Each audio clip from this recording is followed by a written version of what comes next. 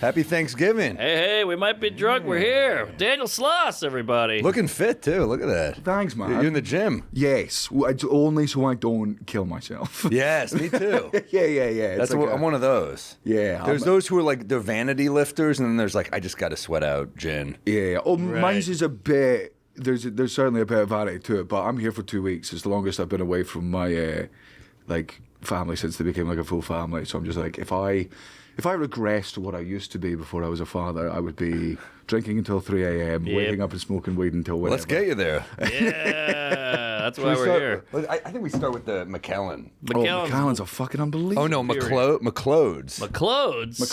McLeod. 28 years old. Wow. Hey, that's legal. Yeah, That's legal. Now we're talking. Almost a bit too old. Yeah, a little too. That's a little That's what Leonardo DiCaprio said. past human trafficking prime, I would say. Yeah. I mean, the numbers you're getting for a 28-year-old is much, much lower. You got to hand to these traffickers because you'd think you'd see some of these buses going back and forth, but they hide them pretty well. They put Bert's poster on it.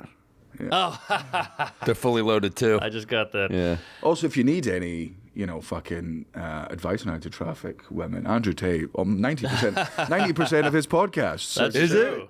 it? I've never listened. It's like all the accusations that came out about him being a human trafficker are from just podcasts where he tells you exactly how he gets women into sex work, how he makes sure they're isolated from their friends. It's like a rapper on trial for murder. He's like, I haven't shot anyone. They're like, roll the music. Yeah. Really? Because you filmed 2 seasons of I murdered this bitch.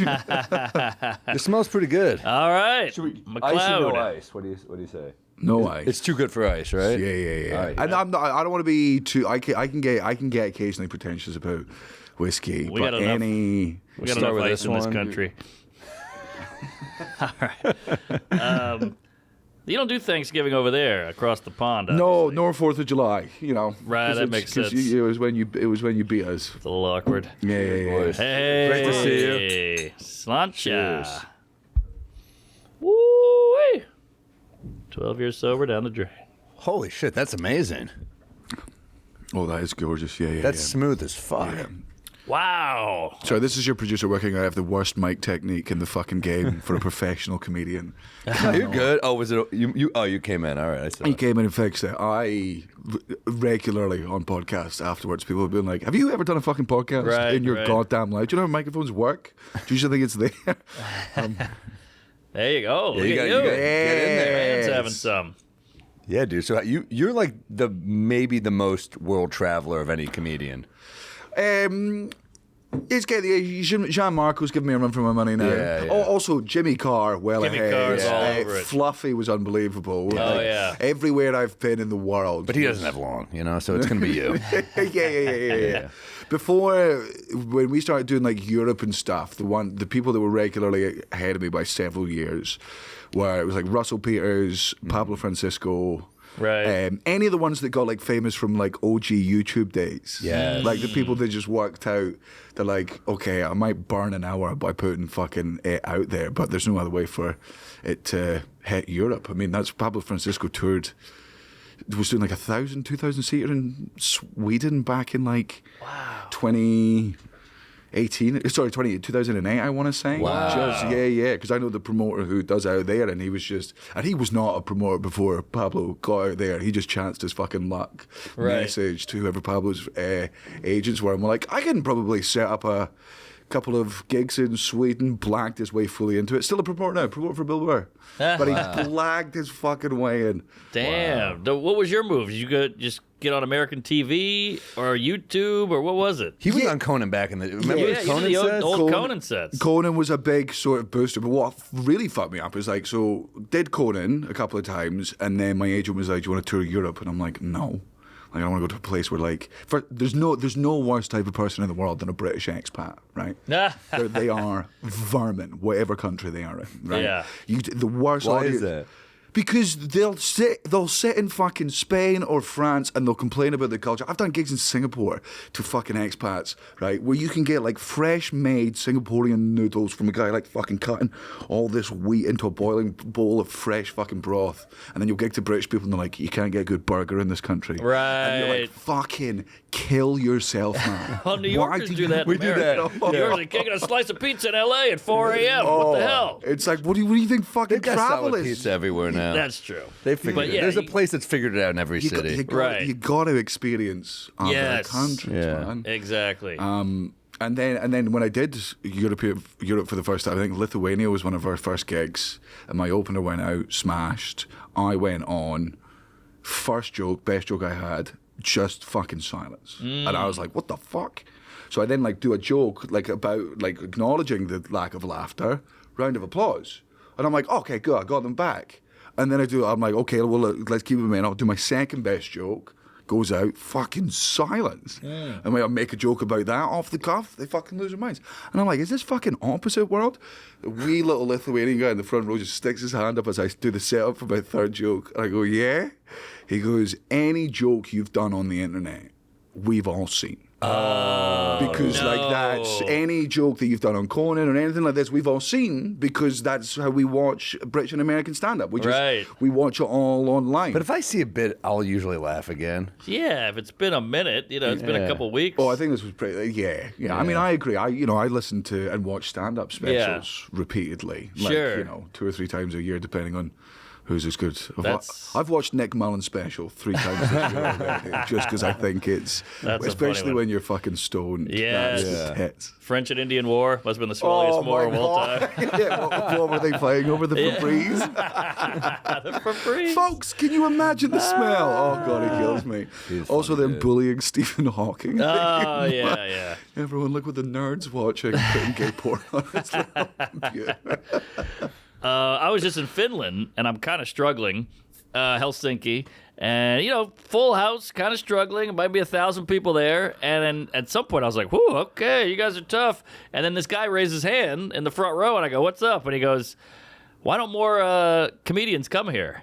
And I was like, "Have you seen the reaction?" I'm pulling out the A stuff here. Yeah, it's almost when a crowd member raises his hand, you're too polite to kill in that room. Yeah. No one in America is just like, who's like, excuse me, may I have the floor? No, they just fucking heckle. Right. Like you want that kind of like energy. You don't want them to think too much. I feel like that's a dude who thought. Yeah, good point. I don't know. Also, the Finnish are internal laughers because they're the saddest of the Scandinavians. Yes. And they will openly admit that. And it's because they're the one that's going to be on like the front line against Russia. Like they've always had one eye on the fucking border, being like these just because they're in international trade doesn't mean they've stopped being fucking bastards. Right, and they keep saying they're the happiest people in the world. That's what the internet says. I'm like, on the inside they're the happiest. But I think the sad ones just killed themselves. So like the other ones are just dead. They killed themselves. So Scandinavians are kind of dark. Yes, oh yeah, really definitely. Have you seen their movies? They're fucking the darkest. That's true. Do you ever see that movie Speak No Evil? No, I'm like, oh my too dark. God, the ending is the darkest. I couldn't believe it. Yeah, that's too much for me. All you need to know about this movie is it's Ronan Hirschberg's favorite movie. Oh, jeez. And that's all you have to know, that you leave going, what the fuck? Yeah. Why? That's gross. And also, they do a lot of vampire shit over there. A lot of vampire shit. Yeah, look at the screaming. You know bad shit's happening just from that still. Yeah, is that James McAvoy? He's in the he's in the remake. They did like okay. a second version. I was going to say he's... With a different ending, by the way. Oh, They had to give better, a happy, similar They had to do a shine? Hollywood ending for that one. Oh, fuck that. I hope I didn't give too much away, but I gave it all away. Oh, well, I'm not. I can't watch scary movies. I'm a big I don't like wimp. scary movies usually that. either, Me but he neither. pushed me on it. He's like, you have to. I have friends who love scary movies and they don't take no for an answer. Nah. Yes. No, So like, you like movies, you got to watch them. Like, I don't.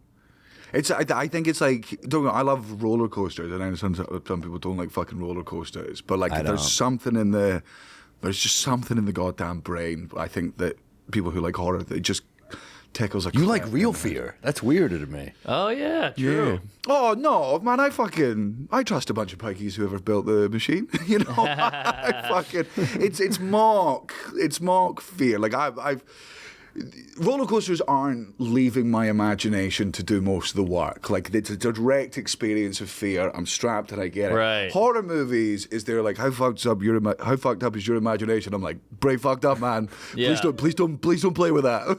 Like, Yes. if you put a scary movie on, I will think about that in bed. Even though I don't believe in ghosts, even though I'm not fucking scared of Same. any of that shit, my imagination's like, well, there was a movie about it. And on the flip side, it's why you like porn. Yeah. Because you're like, this could happen. And I'm This- thinking this- about it in bed. Yeah. And This could be me. It won't, but it could. it could. As a kid, it made you stick around that when she calls you after class a little too long. You're like, let's see. Yes. Just in case. I don't think it's going to happen, but let's see. The babysitter's coming. You never know. One way or another. I knew a guy who banged the babysitter. He was like the Really? king of 8th grade or whatever. Oh, and Yeah. is she in jail now? Oh, sorry, or is he in jail? No, I don't think it was a different time. It was the Yeah. 90s. You know, you could fuck a young boy and you were like a hero. What was the age difference? I think it was like that Mulaney joke where it was like a horse watching a dog. You know, she was probably like 14 and he was 8. You can't fuck at age. Wait, I got Yeah, that that wrong. can't Hold be. on. She was Yeah, probably. that's an outright crime. Like, you're not even a horny age. Sorry, she was probably 18. He was 14, something like that. Still illegal, but Yeah, he was still. into it. I mean, the parents paid for a prostitute. Whoa! They thought they were going to babysit her. That's a prostitute. Good point. Man, there's a bunch of like stories about that in the UK of like dads who buy their son like a sex worker on their Yeah, 18th fuck that. birthday. Earn it, dude. Yeah, fuck it. Yeah, no, I'm not helping my son get laid. He's got my second name. If that doesn't do it, you don't deserve pussy. Or asshole, whatever he's into. Right. You know, if he wants to. But if he's gay, he's not going to have trouble getting laid. No, that's easy. Even the ugliest gays. Yes. Are, if they want it, they're They getting get it. fun nicknames. Yeah. You're a bear. No, there's no straight nickname for an ugly straight. yeah. Wait a minute. Incel. Yeah, no. That's But that's not a good one. Comedian. A bear is positive. Yeah. A bear is True. positive. What else is positive? What else is Otter. Otter. It's all positive. That's what I Twink. mean. Twink's Twink a is bit not of the great. slur. That's Yeah, not great. yeah. But And people like it, but they have twink fetishes, so they do like it. That's true. No one has an incel fetish. if they did, If they there wouldn't did, be a there problem. would Yeah, it'd be all right. We wouldn't have any fucking incel. No girl's like, you know what I really want to fuck? A dude who plays Call of Duty 12 hours a day. That'd be awesome. I want to fuck a man who hates me. Right. Maybe actually some of them do. Yeah. There is a serial killer fetish, right? Yeah. Yes. But is that being fucked though, or is that just like? Also, serial killers get shit done. Incels Yeah. don't. They just Yeah, sit in yeah. their room But- all but day. serial Also, a killers they killer like. knows your body. If anyone's finding the clip, it's a man who's cut off 12. Well, the serial killers, they like them, but they don't like the mass shooters. No, It's too there's no easy. skill. There's no Too easy, skill. yeah. There's no skill. That's, Serial killers, it's honorless. Well, because Yes. they're willing to commit to one at a time. yeah. Right. Yeah. And Ted Bundy's representing himself in court. He's getting shit done. Yeah, he did. He's escaped his own fucking. They just left Yes. him back in the days when they just left windows open in police stations. Yeah, exactly. Like, Yeah, they really were like daring you to escape back then. Yeah. They're like, we're just gonna go take a lunch break. You stay here. Right. Well, remember, the American police force was started by the Irish, so there's going to be some gaping fucking holes in the system for a while. That's true. But yeah, wait, how'd we get on this? Oh, the babysitter. Yeah. Yeah, that is pretty hot. What gender baby did you get? A boy. You got a boy. Boys are good. Yes. Boys are good. I got one of each. Nice. That's yeah, what I'm yeah. hoping for. We're hoping for another one. Girl. If you do have a girl, this is going to sound like really, really fucked up advice, but I just need you to mentally prepare for it because nobody warned me. Don't fuck it. Don't do it. Good. I need you to look me in the eyes and tell me you're not going to do it. I'll get a babysitter for that. Baby vaginas are they're fucked. Like they come out like swollen. They come out. Because every part of a baby is super small. It's a baby, and then Right. the vagina comes out, and like they just send you in. Like if your job as a dad is to change the first fucking diaper. If your wife's Yeah. just pushed out a fucking baby, you be on point there. And a dick, Yeah. it's easy to wipe shit off of a dick. Sure. Ask any gay guy. But like when you get like a baby, it's swollen. You got to wipe down in a way you can't get. It's a Right. whole if you get any shit in that thing there, like infections, it gets bad, and nobody prepared me. Oh, it's a real meat pita. Oh, yeah. All right. Doug Stanhope used to have an excellent line, and it always made me laugh before I was a dad just because it was a funny visual, and it wasn't until my daughter was born that I went, oh, fuck. He was like, somebody been punched in the eye, and he was like, it was swollen like a baby's. And I always just laughed at that for how just like a visceral image it was in my head. And Wow. Normally the first thing you're meant to feel when you look at your daughter for the first time is, God, I love my daughter. I'm like, this reminds me of Doug Stanhope. Happy Thanksgiving, folks. Doug is poetic. I mean, He is. He's one of the, in terms of like painting a fucking picture. Yeah. well, he has a couple that one of them I love. I quote all the time is when he says on one of his albums, he goes, "When I do comedy, it's like I'm taking you into war. You're not all going to be here at the end." That's amazing. Right. In the one, that Bobby Barnett bit where he's just, he's the whole story about picking up a woman, and it's like, I said all the right things that night. She hated cigarettes. I was trying to cut back. She hated long hair. I was trying to quit. It's just like, it's like out of a movie. It's great. Yeah, he's great. And then I don't think there's any like in the newer generation, and I include our generation of comics in that as well. I don't think there'll be another Stan Hope. I think because he was a proper road dog. Yes. And he was doing weird ass fucking places in Europe way before as well, before me. He was doing like fucking Iceland and all the darker places. I imagine he rips in Finland. Yeah. If anyone fucking rips in Finland and Helsinki, it's Doug Stanhope. Yeah. Yeah. Look at that. Just He went to Ukraine, so he fucking did. Yep. Yeah, we had him on here. It was a fun one, man. And he showed up at the Cellar that night. He was no one expected. It was like a rare time to see a Tell smile too, because Dave was like, "Oh, he won't come." I said, "He said he would." And Dave's like, "No, he would stay at the airport hotel if he could. He hates New York City." And he showed up, and we. Yep. Were you there that night? No, I missed it. We drank till like super late. Amazing. We're drinking the Doug Stanhope, which is just, I think, grapefruit juice, vodka, soda. But that's how he keeps going. Yeah. First comic I ever saw live. Oh, yeah? Yeah, and he was so shit-faced, he barely got a word out, but I was like, this is fun. I can't wait to do this job. That's rock and roll. Yeah. But great show. Yeah. It's been a while since I've seen Kai, my friend, opened for him a couple of times in the UK. And just, he's such a nice bloke. Yes. Good. Great guy. Yeah. Now he's in his kind of like, I'm wearing my leisure suits. I sit in Bisbee, Arizona, and I drink, and I go out every now and then phase. Yeah. He'd be a dude that if you saw in the Delta Sky Club, because I feel like he wears that so proudly, I'd be so pumped. Oh, hell yeah. Just but to you'd do probably miss your flight. You definitely miss your flight, but you go on a new adventure. Yeah, and you're like, I'm going to Cleveland. He's like, I'm going to fucking Gaza. He's always going some crazy What he place. did is he tried to get he didn't hit Diamond one year, so he just went on like a 36-hour. Oh, that's right. He just flew all over the world to hit Diamond Oh man, there's people on Delta. There's people who do that. Like they work out like the longest flights that they can do to build up. I think Alex Edelman was telling me that his brother did that for a while. So it was the cheapest. He worked at the cheapest and most efficient way to get all the air miles. And I was like, man, you're doing the Jewish stereotype. Yeah, I know. Jesus. No fucking favors. Come on, lads. Now, when you're on the road, do you miss the kids? How do you handle that? Yeah. It's the worst thing you can do as a comedian for your career is have children. Like I know. I've been here for a week, and like normally I would be on the road for like 2-3 months. Sure. Can bring my wife out, so she was my girlfriend, and have fun.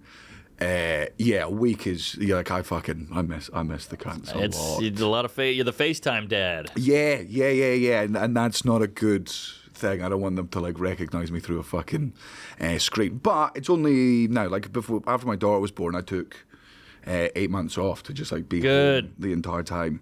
Were you itching though during that 8 months? No, and I hated coming back to stand up because like imagine you finish a fucking tour, right, and you're going to new material, right? New material's already like a bit nerve wracking, but you've got you've just been on tour for 2 years. Your form is through the roof. Your material's at 0, but your form's at 100. You take 8 months off, your form is at 0, and your material's at fucking 0. And also, you've just been a dad for 8 months. And I don't need to tell you. You don't even get up. You don't even. Where's home base for you? Edinburgh. Yeah, so you can't even just get up. I could, but I didn't want to. I just wanted to because I've been touring full reset. Yeah, I wanted to I've been touring so relentlessly and constantly. Like stand-up comedy was the #1 priority of my life for 16 years. Well, no wonder you dreaded it though so much going back because you're like, I'm a fucking cripple right now. Yeah, exactly. In every sense. Oh, and I felt like a cripple, because I was being a bit too.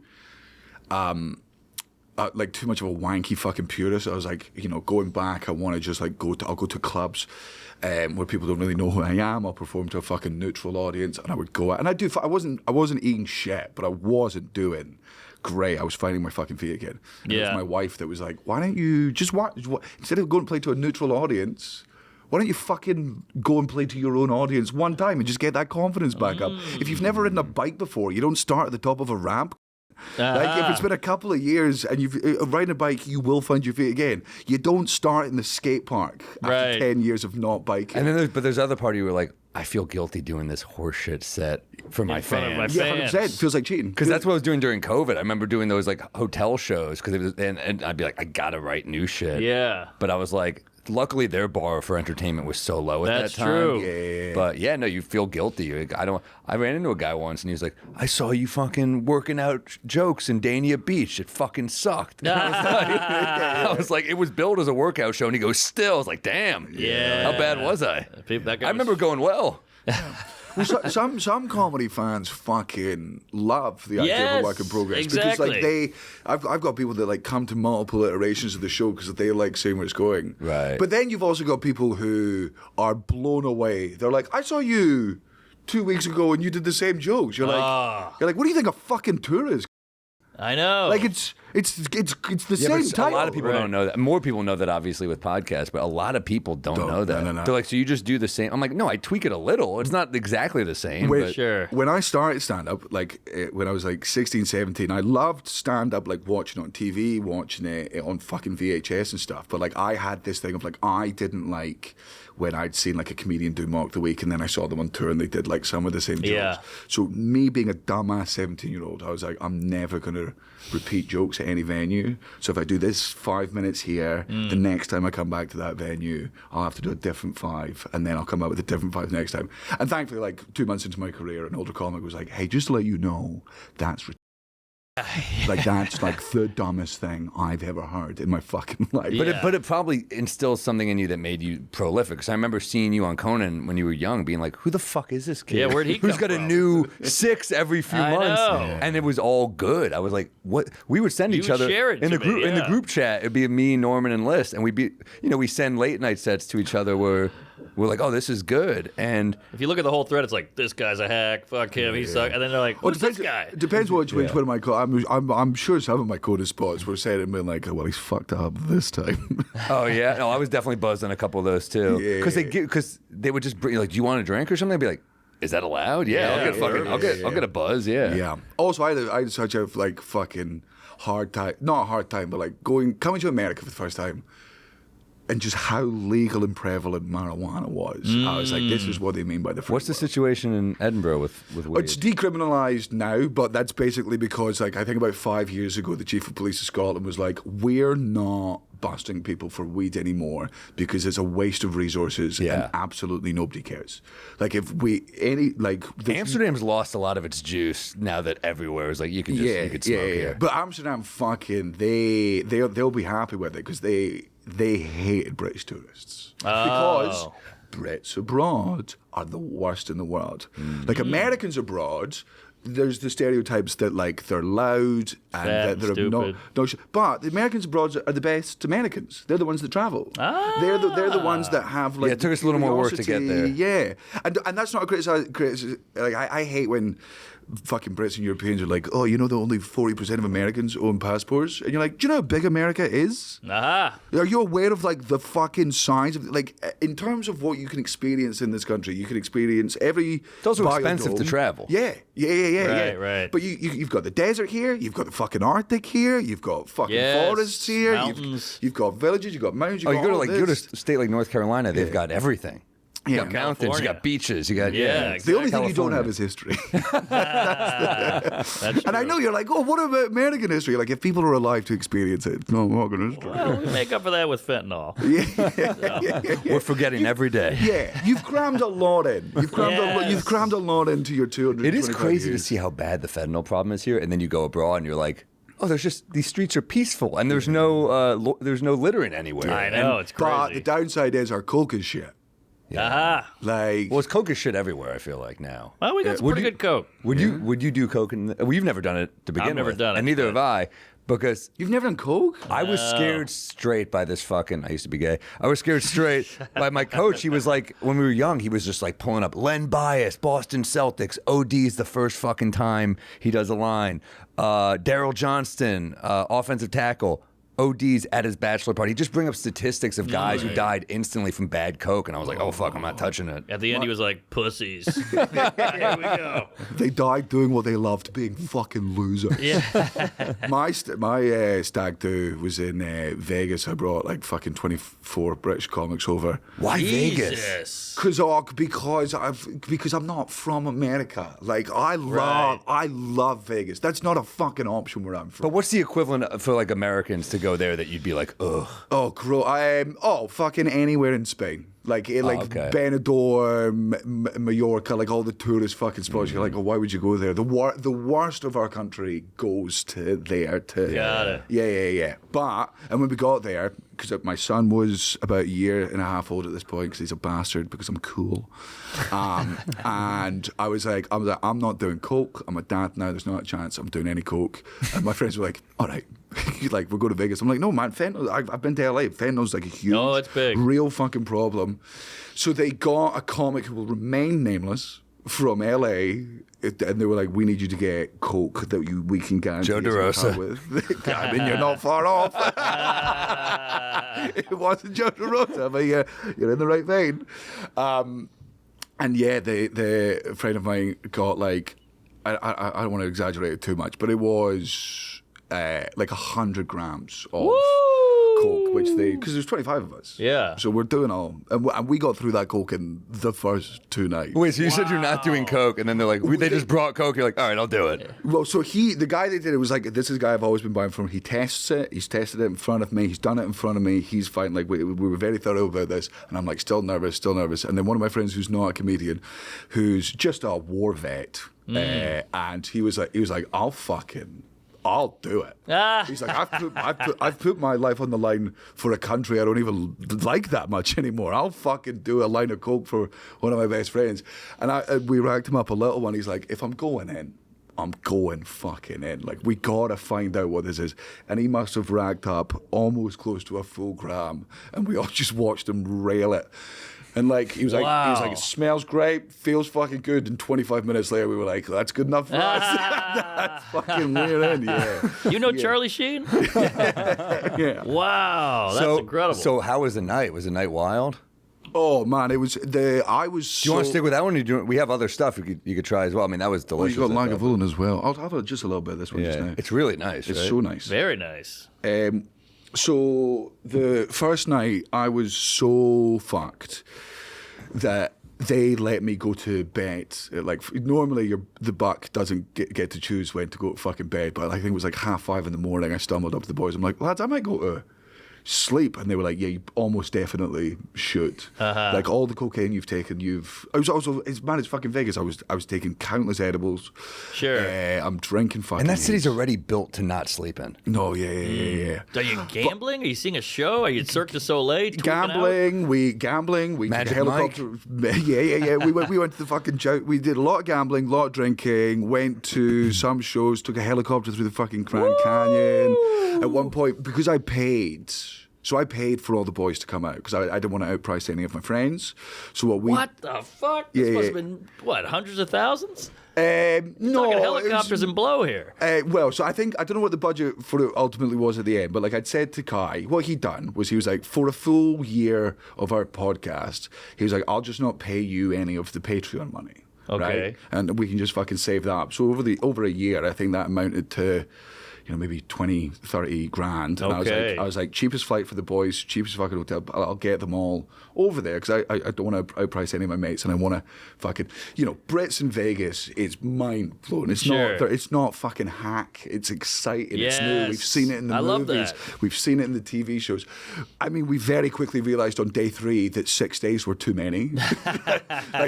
We could have told you that. Oh man, 3 days in, we were like, fuck, boys. I don't know what we're doing. I mean, what do you do at a certain point there? Well, one of the great ones they did was because they were so grateful that I'd fucking flown them over. They were being super kind to me. Like, they were still being shitty, but ultimately great. They booked a a suite, like a penthouse room in the MGM Grand for 2 nights for just me to stay in. Wow. On the condition that they got to do a roast of me. What? Just in the fucking room. So, and we were all, we were coked out of our fucking nuts, and we recorded it, and we shouldn't have recorded it, because we're just, it's comedians with no audience roasting each other. So whatever happened to whores? Write jokes and set up a thing? What are we doing here? They're like, I want to get fucked up. I have homework. I gotta write jokes. That's a lot of work. Yeah, they wrote them all on the fucking play. It was great. I love that. That's incredible. Yeah, that is memorable. That is great. That's great. And the blow makes it more fun. Just a bunch of guys grinding their teeth, shitting on you. Yeah. Mark and I are weirdly similar in our fear of coke, and like it's just always been booze for me. Don't do it now. Like you start coke in your 20s, you stop in your 30s. Yeah. If you're doing your first line in your late 30s, early 40s, but come on, you're a dad now. You can't do it now. Man, that could help me with the housework. Yeah. Me and Carr used to, before the Fringe started every year, we get a bag of coke in just to clean the house before it started. It was great. Man, I find myself fucking cleaning the inside of bins that I've never cleaned. I'm like, you never think of cleaning the inside of a fucking bin, but it's got to be done. That's where germs are coming from. You don't hear about the positives of coke. This is good. Yeah. I remember we were out with Jim Jeffries like way back in the day, and I remember across the room he was like doing this to me, and I was like, does he have like allergies? I don't know what the fuck. I was that fucking naive. Is he being anti-Semitic? I was like, I suppose it is a little pointy. I don't know. Later he's like... After that he's like... Speaking of Jim Jeffries, now his cousin, he got a hooker because he was in a wheelchair. Yes. So that's a little different. The muscular dystrophy. Yeah. I think it was like a childhood friend. I don't think it was childhood friend. Okay. That was one of his big bits. Oh my God, that bit was incredible. It's one of my favorites. I think that's from Alcoholicost, I think was that special. Great title. Yeah. He was hammered in that one. Yeah, and he's sober now. Oh, he's Cali sober. Yeah. Yeah, he's a big pothead. Which is so funny because I never got to do. Look, I'm so glad for Jim and his sobriety. I think that's great. If I could go back in time and do coke with I'd love to do gear with fucking Jeffries back in the day. Oh my I reckon God. that would have been a goddamn. And I've done some coke with some pretty fucking cool people, but Jeffries I think would be up there. Yeah. Can you name any of the cool people? Yeah, absolutely. I'll sell. You know me. I'll sell anyone down the Mother Teresa. No. Well, the more like for me were cool ones. It was like the British comics, the comedians on the British scene that I grew up with, like Glenn Woold's Canadian comic. I love Glenn. And I love Glenn. He was a big one for me. Mike Wilmont, I don't know if you know Mike. Again, lots of Canadians go to the UK, just develop a fucking career and end up staying there because it's easier to tour the UK than it is to tour Canada. Right. Just in terms of drives and everything. And they also have like weird politics with the clubs in Canada, Right. I think. That's true. It'd be funny if this got dark. You're like, and then Geraldo last night there, Hedberg. Yeah. I've done coke in some fucking great places. I've done coke off of. I probably shouldn't tell the story. I've done coke off of Hitler's toilet. Whoa! There was Damn. It wasn't a toilet that Hitler actually used, but there was a place in the UK where if Hitler was captured at the end of the war, that they were going to imprison him because you can't put him in a standard prison, and they had this little sort of room set aside for his prison, and I got access to what was meant to be his cell, and I was like, I have to do cocaine off this fucking toilet. Is that it? Yep. Yeah, Oh, that wait. is. No, yeah, that's the no. Charlotte It's Comedy there goes the Condo. one on the left. Yep. Oh, wow. Yeah. But he was supposed to go there. He was supposed to go there, If he and didn't then offer himself. he was supposed to go there instead of Argentina. Right. Wow. Not a bad toilet Not a bad for a throne cell. Yeah. for the Führer. Look at that. And he's got a little book table there. Yeah, a little Mein Kampf table. Yeah. That's fun. Berlin Today newspaper right there. He's got a window, too. This guy's living large. Yeah, by the way, Barcelona, we mentioned tourism. They hate tourists. They fucking hate it. They have all these graffitis everywhere. They hate tourists. Tourism went through the floor. A bunch of businesses were like, please bring them back. Yeah. So, Every time I'm annoyed by a parade or something, I'm like, it's good for the city. With Spanish people, they're napping during the day. They're dumb people. It's the only place in Europe I won't tour. What? Really? Yeah. I had a good show in Barcelona. I liked it. I've performed there 4 times and I've never not hated every second of it. Really? Yeah. Which is weird because Portugal's the best. Portugal's fun. Lisbon's fucking Lisbon's great. awesome. I got to hit there. Oh, Lisbon, beautiful. Lisbon and Porto. Love them. Yeah, that's one of the prettiest cities I've ever been to. Yeah. Food's amazing. It's everything Spain wishes it was. Yeah. And they don't have, and their culture isn't based around a fucking nap. Right. Their entire identity. I like when Sloss gets fired up on a culture. Yeah. Oh man, anyone that's seen any of my, but they'll be so bored of me just constantly doing my why I hate the Spanish rap. The Spaniards, you don't hear them getting taken down. Yeah. And enough with the paella. We get it. Half of it stuck to the pan. Yeah. Also, just make a full-sized meal, guys. I know. Also, the late dinner bugs me. Oh, because they fucking naps during the day. I don't like Right. it. maybe I'm getting older. I don't like a late dinner. No, 10 p.m. for fucking dinner. Get fucked. Hold on.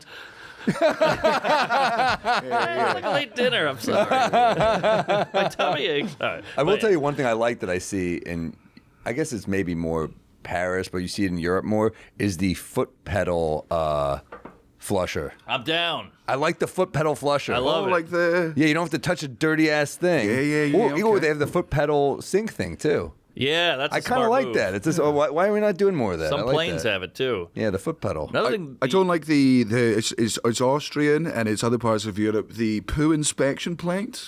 Come Have you again? ever there's like toilets just have like a bit that the water like you poo on. Oh, like a And shelf. then, almost. like a shelf. Just so you Yeah. can look at your That's- shit. Yeah, there you go. Let's see, zoom in on Poo this. shelf. That's tough on a miscarriage. It's the one on the second one. Yeah. You're like, oh, I Just didn't a see that. fucking... It's in slow motion. Yeah, that I don't need the shelf. Yeah. What is that? Yeah, it's gonna get stuck. Yeah. Yeah. That's like, I don't know. I get it. Here's a question: when you skid the hotel bowl, do you clean it? No, I do my best to piss it off. Yeah, That's the game. too. You've created a mini But game. sometimes they don't put enough water in there, and I'm like, this is the plumbing issue. This is not on me. Yeah, I don't, what am I? They have cleaners. Yeah, but it is your poop. It's pretty gross. That's true. I try to get it. But they should always have the brush. Love the brush and a plunger for that matter. Yeah. I did coke off that. off the shelf. That's why. That was actually a Goebbels stinks toilet. of shit. This must be awful. But the bidets are really coming in hot everywhere. I don't have a it's bidet at home, so the Jap. Do you know the Jap toilets? yeah, they are unbelievable. Oh man, I love a Jap Why? toilet. But always they have a bidet always? Well, they it's the thing that comes out and it shoots the. Thanks for spelling Japanese in that one. Yeah, I love those toilets. They're like heated seat. There's like a control panel on the side. Yeah, There you it can see it in is. the winter. Scooshes water directly up your arse. Good Oh, and times. if you set the angle right of your Yeah. sphincter, you can have a slight enema. Ooh, Yeah. I'm in. Yeah, it's great. You'll meet people who are homophobic sometimes where they're like, you fucking squirt water off your ass. I'm like, the alternative is a finger. Yeah. Oh, good point. It's not that, like, it's not a gay thing. Yeah. Also, I can't understand the monopoly that fucking toilet paper has had for 100. We've not. There's True. Like, how are we still wiping our ass with It's fucking awful. paper? It's It's awful. insane. It's a crazy. It's 'cause insane. If it was on your hand or your arm, you'd use water. If it was in your fucking hair, you wouldn't just get like a bit of toilet paper and be like, "Well, that's all the poo gone from my goddamn hair." That's At the a very great least, point. you got to bring the wipes. the on wipes the are road. big, I but they're bring bad those. for the environment, apparently. Yeah, but And if I can't get the shit stains off my arm, I put my dick around and I try and piss them off myself. I think that's the best way. Pretty good That's dick. the Scottish Japanese toilet. Damn. Yeah. Yeah, the birth rate is through the floor, but their asses are clean. You know, adult diapers sell better in Japan than child. Fun fact. Oh, damn. is that like but for gross fetish reasons? I think it's just so many old people and no kids. Oh, yeah, Adult we got to diaper start. sounds so sad. Once you're strapping that on, it's time to pack it in. Yeah, it's also if you got adult diapers, it's time you don't get to vote anymore. Like you're at the age where there has to be a cut. If there's a cut off age that you can't vote when you're 5 years old, Right. You also can't vote when you're 70, right? If I'm leaving a restaurant and you're Can't coming vote. in, Our fucking I our don't- president's usually 80 Yeah, here. I know, right? But I don't get to order your fucking meal when you come into a restaurant. If you're over the age of fucking 70, You can't drive a car. you don't get to choose the next Nah, government 70, because you'll you be can drive. dead. Who gives a fuck? Yeah. You voted the most times. That's true. You don't get to decide the rest of the fucking future. And if you do vote over the age of 70, it comes directly. You have to pay it. It comes out of your fucking pension directly. I like it. Dude, we already have a voting problem in this country, though. Yeah. No one's going to pay to vote. Yeah. Did you vote today? I will tomorrow. Wait. But it is today. It's today. Oh, I'll vote later today then. Yeah. Sorry. I thought it was tomorrow. No, it's today. I went today, and they're like, this is the wrong place. And I was like, fuck. So I have to go later, I guess. Yeah, you got to do what the Aussies do. So the Aussies, it's illegal to not vote. Whoa. You get fined $1,000 or a bit more, but nobody works on voting day because they want everyone to vote. But what this does is it stops, and they've got a multi-party system as well. Mm-hmm. But this stops them ever having a far right or a far left government, because if you force the middle everyone is to go, voting, because the middle is voting, that's because good. they have to. So it's like a really good. Don't get me wrong. I'm sure I'll have Aussies in the comments being like, explain all these fucking cycles that we've got. But in general, it's such a smart way to. I like that a lot. And also in Singapore, it's illegal to not save money. They make a law that you have to save money, which I think is genius, because then everybody's set. Yeah. Okay. Well, just like an amount. Also, Singapore is one of the I love Singapore because it's legitimately safe. Like the idea of you can leave your phone. It is not illegal to not save money. Fuck. Maybe I had the wrong country. Country does have a mandatory Social Security savings scheme, so they save money. They save money for you. Yeah, that's good. Okay, sorry. Much like they take our taxes out, they take save out for them. Yeah. But yeah, Singapore's safe as shit. Japan's safe as shit. But Japan's safe because that feels like just a cultural thing. Yeah. Singapore is safe because the punishment is fucked. Right. Like, why will nobody? It's not worth it. No. Why? Nobody will steal if you were to leave $1,000 on a fucking table at 1 a.m. in a pub in Singapore, you could come back a day later and it'd still be there. Do you get cocky? Do you That's walk around scary. with some bills out? Absolutely. Yeah. I saw on my phone, being like, I've only got $1 million on me right now. Take me to the roughest neighborhoods. Yeah, it's true. I guess that's why Rihanna was always acting right. Yeah. All right. The punishment was so bad. Yeah. You get it. Yeah. All right. Is it weird to have all this Thanksgiving theme stuff? I mean, it's very white girl. That's true. It's super You white are a girl. white girl, man. Yeah, you're a white woman. He puts thought into it. I appreciate it. I like it. Coffee pudding is for you. Great. It also just looks like a giant jobby, like a big shit, but it looks. We wiped it off. That's on the shelf my in the hotel toilet. room. Yeah. And clearly from a height because it's been flattened. Right. First time I ever did a comedy club in America was the Denver Comedy Works. Oh my God. You started too high. It's like losing your virginity to a supermodel. 100%, right? And it was the week, and I went out there to try the material before doing my first Conan spot. I get there on the Tuesday. I'm there until the Monday.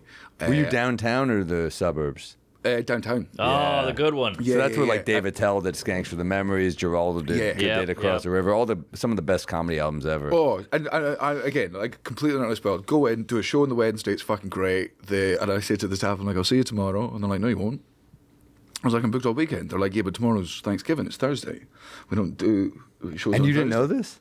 I don't fucking know. We don't celebrate Thanksgiving in the UK. I've got no idea.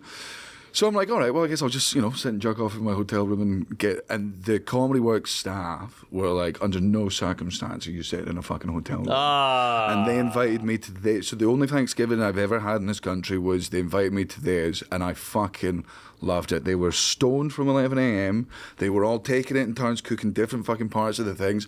There were some bits where I was like, you guys really have to put fucking marshmallow on sweet potato? No. Because that's good. That's Good. it's amazing. I couldn't believe it. And of course when you're stoned, oh my God. Oh, wow. And we all sat around and I'm not gonna lie to you, the idea of sitting down and giving your thanks, pretty gay, pretty losery. But hearing these people talk about their family, what they were grateful for, the friends that they had in their life, and just to not be alone on Thanksgiving thanks to the people from Comedy Works, I was like, oh man, I really get and understand this holiday. This is giving thanks. Sweet. Yeah, I love it. It's beautiful, and that's one of the drunkest clubs. The greatest staff. They will get drunk with you. Oh yeah. It's a good time. Yeah, I love I remember one year I was at the St. Louis Funny Bone on Thanksgiving, and Nikki Glazer was there, and she was like, you should come do Thanksgiving with my family. No way. And I couldn't because they did a show on Thanksgiving night They did? Yeah, they were like, you have to do a show that night. I was like, really? They're like, yeah, not a happy bunch out. Yeah. No, they've got nothing to be grateful for. Especially after my set. Jeez. No, it actually wasn't a horrible crowd because if you're out on Thanksgiving, and it makes some sense because like you go to a movie sometimes Thanksgiving night with the folks, right? So. Yeah, but my Thanksgiving was always awkward growing up because my mom is the most giving, jovial lady. So she'd be at the CVS and she's like, "What are you doing tonight, sugar?" And the lady's like, "I got nothing." And she'd be like, "Come over." So we'd have all these, like a bus driver, a CVS lady, the mailman was there. Guy who's just holding a knife. Yeah. We had nothing in common. We had the other guy who was fucking my mom. My dad's there. It was always an awkward Thanksgiving, but it was fun. It was nice. It was the spirit. And how far away is Thanksgiving from now? November 16th, 17th. Okay. No, it's not. It's the 25th. It's like the 28th or something. It changes every year. Yeah. It's like MLK's birthday. Yeah. Hold on. 27th. That was way off. Oh, so Thanksgiving's like, and I know I've been walking around New York. I know like some of your Christmas decorations are up at Macy's. Thanksgiving's like a really good holiday to just stop people from celebrating Christmas too fucking early. We don't have this stopgap in the UK. The second Halloween decorations are down, it's fucking Christmas in Scotland. Interesting. People are like, because we got no buffer. I would say from Thanksgiving, like the Wednesday on Thanksgiving through the end of the year, might be the most hardcore drinking part of the year. Oh, yes. So true. It's like... I'll take a little of that. It's because it's all about excess. It's about overeating, over drinking, over family, over love. Well, also, it's like, it makes sense it's such a heavy drinking holiday. There's always a couple people at that table that you're like, I need a fucking drink to be around this. Of course, yeah, 100%. Of course. Yeah. I kind of admire the idea of like, it's such a traditional thing to spend this time with your family when you fucking hate them. Yes. Because we just don't. I mean, that's kind of Christmas for us. But I guess Thanksgiving is just pure family over here, isn't it? But Thanksgiving is a good transition to go from Halloween to Christmas. You're going from like ghouls, goblins, and scary to Santa. You need and Jesus. Remember, it's his birthday, the Christ our Lord. Yeah, Jesus. Planes, Trains, and Automobiles. Perfect Thanksgiving movie. Yeah. Do you know what? This is legitimate. One of the best Christmas movies of all time. The Perfect Gene has redefined what jeans can be. No more crushed nuts or saggy diaper butts, just pure, soft, stretchy perfection. Life's too short for denim that fights your every step of the way. Yeah, I mean, come on. Wearing them right now. They look great on you, by the way. They look great. They feel great. These jeans move with you, whether you're chasing kids, hopefully not at the playground, tackling chores, or just chilling like a boss. They've got the perfect lineup to keep you looking sharp and staying cool, including buttery, soft tees that make your arms and chest pop, comfort shorts that give your thighs the liberty they deserve, and den khakis that are office approved but feel like joggers. I mean, yeah, you see Mark in these. Are comfy as hell. I don't know if I got them. Did I get a pair? Did I offer them? I'll take a pair if you guys are listening. They look good. They're good, and I got khakis too, and they're both great. If you got baggy ones, I like a little baggy. I'm sick of the tight jeans. I agreed. I wore them on my special. They're too. I'm in my Netflix special. I'm wearing the tightest jeans ever, and I was like, I think I'm a fucking rock star, and I look, and I sure as fuck ain't. So it doesn't look cool. Right. You want a little bit of movement. Yeah. So yeah. Hey, I'd like some perfect jeans, guys, if you're listening for a limited time and baggy. Wayside 32. Thanks. Our listeners get 15% off their first order plus free shipping for theperfectgene.nyc or Google The Perfect Gene and use code DRUNK15 for 15% off. That's 15% off for new customers at theperfectgene.nyc with promo code DRUNK15 after your purchase. They'll ask you where you heard about them. Tell them we sent you. Yeah. Hymns. Confidence shouldn't be complicated. Through Hims, you can skip the guesswork and get access to care that actually fits your lifestyle. Straightforward, stress-free, and designed around you. Hims offers online access to prescription treatment options for ED, like hard mints and sex prescriptions, plus climax control if prescribed. You shouldn't have to go out of your way to feel like yourself. Hims brings extra care straight to you, 100% online with personalized treatment plans. It's your health and your goals put first, with real medical providers making sure you get what you need to see results. We love Hims. It's great. I got everything for Hims, like the ED, the hair. I got to get some of this ED stuff. I mean, my dick's working, but I could use a bump. Yeah, exactly. I want to feel the boost. Yes. Hims, hook it up. Yeah, as you get older, that boost is more and more needed. I need some recovery time too. Yeah, it's the hangovers, nutting. Either way, I'm not bouncing back like I used to. And these ladies can just turn it over, you know? I know. And before long, they're not going to need us. They're going to go to younger guys. I know. They already are. Our days are numbered, Mark. Yeah, well, we got the robots, thank God. Thank God. To get simple online access to personalized, affordable care for ED, hair loss, weight loss, and more, visit hims.com/drunk. That's hims.com/drunk for your free online visit. hims.com/drunk. Actual price will depend on product and subscription plan. Featured products include compounded drug products, which the FDA does not approve of, verify for safety, effectiveness, or quality. Prescription required. See website for details, restrictions, and important safety information. Is Daddy's Home too? Is that Will Ferrell? Unfortunately, Mel Gibson's in that movie. And John Lithgow. Yeah. Well, he definitely celebrates Christmas. He's like, they killed one? Yeah. Oh, man, who's that? Ambrosia. I'll check it out. Yeah, John Cena's in it, so Liam Neeson's in it? Holy shit. Yeah. I've never even heard of this movie. Is he? Oh, yeah, I don't think I've watched Daddy's Home 1.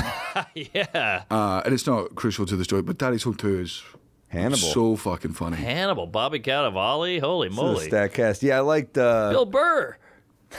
Is this right? Oh, yeah. Tony V? Yes, yeah. But I think they cut a lot of Bill's stuff out, but there is a bit of a minute. Okay. Yeah. What's another Christmas movie that you love? One that came out a couple of years ago, which I love Christmas movies. I love Christmas. Too. I've got spectacular movies. Have you watched Klaus? Yes, the animated. Oh my! It's great. I've never heard of it. Norm Macdonald's in that. I am fucking Norm Macdonald is the voice of the fucking boat driver.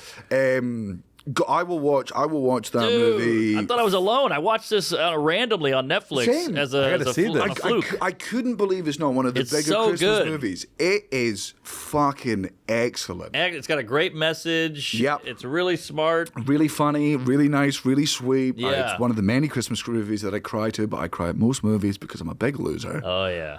I think that's where it's appropriate for men to let it out. Yeah, Christmas movies. Yeah, well, no, any movie. Yeah, that's you let it out there, and you're like one of the big crying movies for me, where I will gush and weep. Showgirls. Showgirls. With Elizabeth Berkley. The Greatest Showman. Hidden Figures. Warrior. Have you seen I heard it's amazing. Wait a minute. It's Tom Hardy. The cage fight movie. Someone just told me it's great. It went so under the radar because it's a dick flick. It's just that people thought it was just a fucking UFC movie. Right. Nick Nolte was absolutely robbed of an Oscar in this movie. Oh, shit. It is, Yeah. and it makes me weep. It's great. It's excellent. I gotta see Brian this, Callen plays Joe Rogan. No way. Yeah, because it's just a UFC commentator, and they obviously couldn't get Rogan, so Brian Callen just does his best. I wonder if Rogan regrets not doing it because he loves the UFC so much. I know. That'd be like if I couldn't do the movie and you played me. Wow. And if there were some pretty hefty allegations about you. Wow. All right, I'll watch this. I got a movie rec for you guys, Yes. and I've seen it before, but it's not a holiday movie. I just rewatched it on Sunday. Have you ever seen You Can Count on Me? The movie. It's with Mark Ruffalo and Laura Linney. It's fucking amazing. I've seen the cover, I think. It's so good. Okay, she's always great. Dude, Yeah. it's, that playwright Kenneth Lonergan did it. It's fucking great. It's like a very slow burn kind of Oh wow, 95 on Rotten Tomatoes is so fucking good. And that looks old. That looks like a very young Mark Ruffalo. Yeah, it's from like the early 2000s probably. pre 9/11. Culkin. He's amazing. He's a little kid in it. Okay. It's an amazing movie. Wow, never heard of it. Yeah, huge wreck. Okay. Okay. Slow burn dramedy, some really sad parts, some really funny parts. If you want to cry, watch. This is a bummer of a movie, but The Perfect Neighbor. It's on Netflix right now. It's still in the top 10. I just watched it. Dude, I fucking wept like a fat girl. Yeah, unbelievable. It was bad. Yeah. Do they weep harder? I assume. I feel like skinny people cry pretty hard. Five Guys is closed. But, yeah. I agree with you. Like, it's a really, really hard fucking documentary. It's very, very fucking emotional. It highlights a lot of problems. Yes. It's very easy to misinterpret, like, the reason that she's the perfect neighbor is because she kills a black woman. I didn't even think about Like, that. I was like, you gotta call this something else. Like, this a woman. The person next door is like, she really is. the perfect neighbor. I was like, it's the worst thing to call it. It's the worst. Great. What did she do? She killed a black mother of 4. The perfect neighbor. She can live with me. Yeah, but so sad. Crazy story. Real story down in Florida. Unreal. Bananas. Damn. Florida's that's where it all happens in Florida. What is that? You got that right. So, a lot of wackos. A lot of wackos. It's Scientologists, it's Jews, it's Cubans, it's old people. Old people who've they're done caring. Yeah. Right. I mean, look at a place like Key West. It's like all these. It was like in List documentaries. Like all the broken toys live here. Totally. It's people going down there and just deciding, I'm going to let God try and kill me with the sun while I kill myself with alcohol. Yeah. It's like it's just a very personal race to Jesus. By the way, Jingle All the Way holds up. It's so underrated. All right. Hold on. So Mike Lawrence and I talk about this all the time. It's the only movie that I will absolutely accept a modern remake of. Not that one. But Jesus Christ. That's Larry the Cable Guy. there needs to be a Jingle All the Way 2, and it needs to be... There is a Jingle All the Way too, apparently, with Larry the Cable Guy. Oh, no. It needs to be Dwayne The Rock Johnson playing the grown-up son of Sinbad, the bad guy in this one. It's him growing up. He's got that attitude towards Christmas. He needs it to be perfect. The Rock hasn't done a Christmas movie yet. Oh no, he has. He's done that fucking shitty one with Ryan. So then maybe Schwarzenegger's son grew up and he's like the weak guy. Absolutely, That's it. All right. That's the pitch. And also, I don't want to be in this movie. Just Red One. That was it. Red One. Yeah. Stank. Absolutely stank. Honked have come. Dude, Schwarzenegger fucking rules. I love him. Yeah. Also, Sinbad is so fucking. Remember when Sinbad showed up at your special? Yes, we were just at an after party for Mark's special, and Sinbad shows up. Crazy. He didn't know it was a special. He was just at the bar. We were just like hanging out. We're like, is that fucking Sinbad? Yeah, that was cool. any comedian who's so Rita famous Wilson they was can hot. go by one name is excellent. That's true. Oh yeah, and fucking Murder Phil Hartman. Suicide. Phil wasn't it? Hartman. Yeah, He's awesome. was. God, he was the best. Yeah. So funny. But yeah, good movie, good Christmas film. They don't really make them, do they? We keep watching Love Actually over and over. Oh my God, it's so bad. Oh, and the older you a get, chick the flick. worse it is. Hey, let's not knock chick flicks. There's some excellent chick flicks. There are, but that's not one of them. No, it's a bad chick Crazy, flick. Crazy Stupid Love. That's a one really of good the- movie. One of the all-time great. That's a chick good flicks. movie. But I don't think that's a chick flick. I think that's just like a funny rom-com. It's a rom-com. Rom-coms are chick flicks. They don't have to be. Look, I agree with you, but as I feel like as chick toxic flicks. men. Yeah. No, that's a good movie, dude. I'll tell you, and unironically, one of the best chick flicks, rom-coms. 2 Girls, 1 Cup. 50. That's a rom-com. That is chicks only. 50 First Dates. Yeah, it's good. Love it. Oh, Absolutely. I never watched that one. Oh man, It's I just good. assumed it was horseshit. No, it's good. No, it's one of. Look, I stan Adam Sandler. I like Adam love him. Sandler. He was everything I grew up with, and Yeah. there was a period where I was like, oh, I don't understand why he occasionally makes the occasional shitty movie, and then you become like a 30-year-old, and I'm like, if a studio offered me this amount of money to make a movie, all I would do is be like, With all your best friends. Yeah, they're like, it's on Hawaii. Right. Our wives play all the extras. All my friends come out. I mean, if I was Adam Sandler, I would have dropped Rob Schneider at this point, and not even as an act, just as with a fucking punch. I would have been like, That's how loyal he is. yeah, got to admire it about Adam's the him. fucking best. That's his wife on the right, and the brunette. Yes, yeah. She plays his wife in a Big lot of Daddy. things, which I respect, but also surely one of the good things about being a fucking actor is kissing other women. It's a free. That's why it made sense. Yeah, but he's at that good a marriage. Right. But man, it made sense to me why Adam Sandler was like, and this role is played by Jennifer Aniston. You're like, yeah, I'll fucking bet it is, man. Fucking Jesus Christ. I'd have her play my mom if I could get close to it. Play the babysitter. This is a wacky comedy. Why is there a simulation for a blowjob in this scene? Why am I jerking off? This is weird. Yeah. What's you ever seen Serendipity? No. Oh, pretty good chick flick. Pretty good chick I flick. love that one. Okay. 10 things We've seen a lot of movies. 10 things I hate about you. That's a 10 good things movie. I hate. It's a fucking excellent goddamn Dude, that's when I movie. was like, oh, Heath Ledger's a fucking star. Taming of the Shrew. Yeah. Yes. Everything's Shakespeare. I know. Everything's something, I just learned Lion King was Hamlet. Yes. That took me a second. Yeah. Everything is something. Yeah. Everything. It's all. covered We up. act like we get mad about remakes. But you're like, well, at least that's like a spin on IP. Right. At least that's like you're like, okay, that's like a little more sneaky with it. Yeah. At least As they opposed to called like it another something. Transformers or another, Right. Transformers is also Macbeth. That was Macbeth. It's so far away. It's Othello. Jingle All the Way was actually Romeo and Juliet. It was. What's really excruciating about this is you can tell that there's 3 comics desperate to make really good puns here, but none of us know enough about Shakespeare. It's just like our want for there to be a punchline is limited by our absolute lack of fucking knowledge. Did Romeo and Juliet give that away? Othello, something?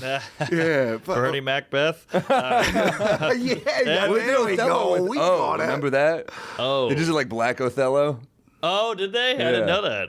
Othello, where art thou? All right. West Side Story. That's Romeo and Juliet as well. Yeah. My Yeah. Own Private Idaho. I didn't know these were all. Also, well, yeah, they do a little nod to Macbeth in My Own Private Idaho. They do it the exact same way it's shot with the Orson Welles Macbeth. Oh, Yeah. shit. I know some weird fucking Orson Welles shit. This is similar to the Yeah. fact that like I read a lot of fantasy books, and every single fantasy book is just an allegory for Jesus Christ. Right. It's always there's one guy. The Matrix. It's all Jesus. It's all Jeebus. Yeah. It's all that. Deuce Bigelow Male Gigolo. It's Jesus Christ. Jesus Christ. That was Jesus Christ. Yeah.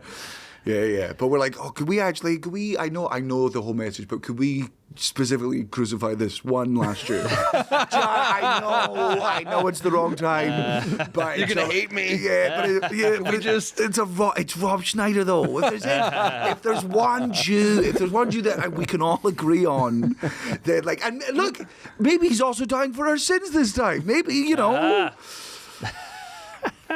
Fuck it, maybe he can just die for his own goddamn sins. Claiming that children's hospitals didn't exist. That was a bad one. Wait, what?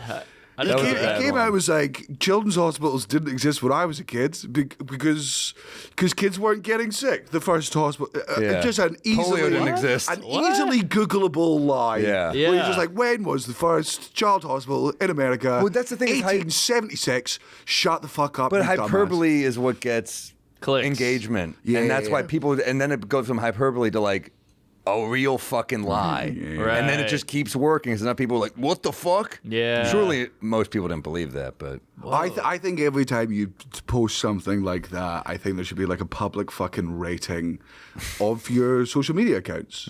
So like in the same way that I walk down the street in New York, I can tell the safety listing of all the buildings because it's posted right there, and you can see how the food is good. Safety list? No, there's the food. The rating. Oh, the food rating, the sorry. health code. Yeah, Yeah, the health code, sorry. Yeah. So I walk down and I'm like, well, that's got an A, that's got an A, these are all good ones I'll go into. I think it'd be great if on social media they're like, this guy's lied so many fucking times. He has a interesting. social media rating of fucking F. You can still follow him, you can still consume it, but we've checked everything he said, and Right. most of it was bullshit. And also, he clearly huffs paint. Right? Well, we'd have Did no you- politicians Yeah. if that He's was just the at case. dinner one night. He's like, I got a D.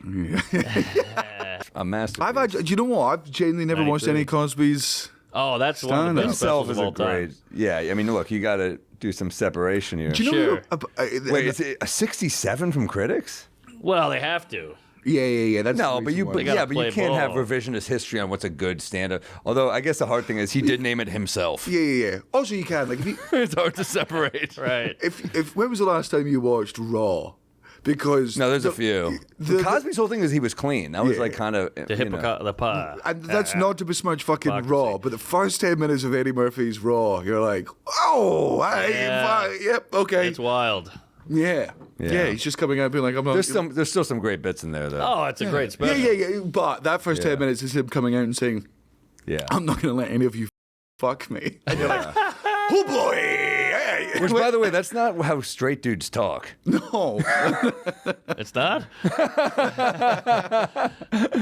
It's just a weird thing to say. Yeah, that's true. But he was dressed in skin-tight leather. Yeah. That doesn't help. Which is not how straight guys dress. That's true. That's a good point. I'm buzzing for the Murphy documentary that's coming to Netflix. It looks amazing. Man, is he doing that instead of the stand-up special? Because I think there was so. a period where he was going to do a stand-up special. I know. He can't do it because he's going to have to bomb for a year. Yeah. You have to be, as we said, you have to be a cripple. Yeah. Right. Well, I don't know if this is true, but what I'd always heard about like Chris Rock that blew my mind, I hope this is true.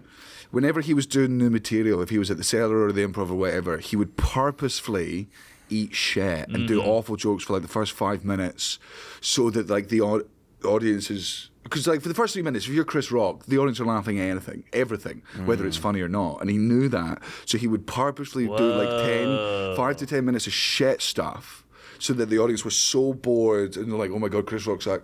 And then he'd go into his actual material because then he'd get a real gauge of it. Wow. And if that's true, that requires a level of fucking ego. That's some Jedi that shit.